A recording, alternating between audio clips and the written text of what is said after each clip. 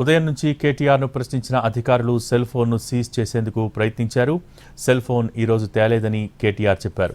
ఈ car race సమయంలో వాడిన సెల్ ఫోన్ను సబ్మిట్ చేయాలని అధికారులు కోరారు. ఫోన్తో పాటు ల్యాప్టాప్ కూడా ఇవ్వాలని అధికారులు కేటీఆర్కు చెప్పినట్టుగా సమాచారం.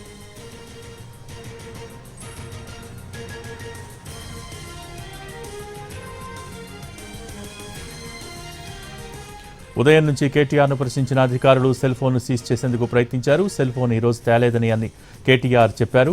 ఈ కార్ రేస్ సమయంలో వాడిన సెల్ ఫోన్ను సబ్మిట్ చేయాలని అధికారులు కోరారు. అలాగే ఫోన్తో పాటు ల్యాప్టాప్ కూడా ఇవ్వాలని అధికారులు కేటీఆర్కు చెప్పినట్టుగా సమాచారం. దీనికి సంబంధించి more updates crime input editor Ramesh Vaitla telephone line ద్వారా అందిస్తారు.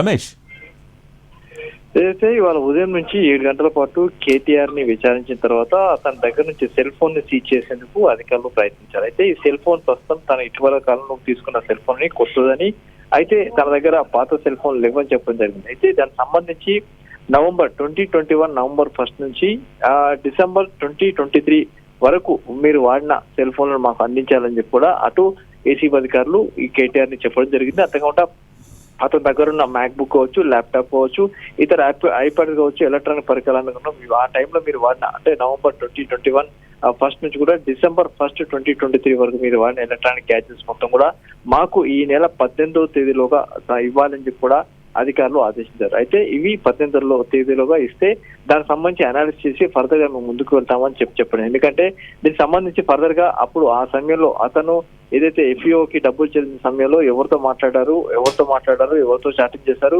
ఎవరికి మెసేజ్ చేశారు, ఎవరికి ఏ డైరెక్షన్ ఇచ్చారు, ఎవరికి మెయిల్స్ పంపించారు, ఆ మెయిల్స్ ద్వారా ఏమేమి సమాచారం ఉంది అని మొత్తం కూడా తెలుసుకునే భాగంగా ఈ ల్యాప్టాప్, సెల్ ఫోన్లు, మ్యాక్ బుక్, తర్వాత ఇతర ఐప్యాడ్స్ వీటన్నిటి కూడా సీజ్ చేసి వాటిని అనాలిసిస్ చేయాల్సిన అవసరం ఉందని చెప్పి కూడా అటు ఏసీబీ అధికారులు భావిస్తున్నారు. ఈ నేపథ్యంలోనే కేటీఆర్ కి నోటీస్ ఇవ్వడం జరిగింది. 18వ తేదీలోగా ఈ ఎలక్ట్రానిక్ పరికరాలు మొత్తం కూడా తమకు సమర్పించాలని చెప్పి ఏసీబీ చెప్పింది. కాబట్టి దీనిపైన అటు కేటీఆర్ ఎలా స్పందిస్తారో చూడాల్సిన అవసరం ఉంది. Thank you Ramesh.